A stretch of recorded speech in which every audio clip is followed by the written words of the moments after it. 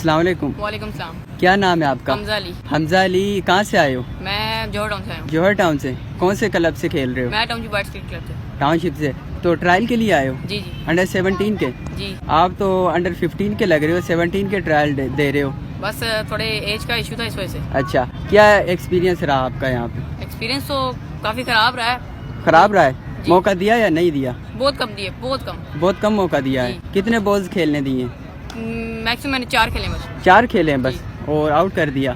नहीं, बाहर बुला लेता। बाहर बुला लिया था। पहली दफा ट्रायल दे रहे हो? नहीं, मैं पिछले साल आया था मैं जी। मगर जो है ना रात हो गई थी पिछले साल तो, अच्छा, जिसकी वजह से जो है ना वहाँ पे ट्रायल नहीं देख पाया। ट्रायल लिए ही नहीं थे? नहीं। ऐसे ही भेज दिया था? हाँ क्या करते हो? जी, बैट्समैन हूँ। बैट्समैन हो आप? हाँ कौन से नंबर पे बैटिंग करते हो? मुझे ओपनर पसंद है। ओपनर। फेवरेट प्लेयर कौन है?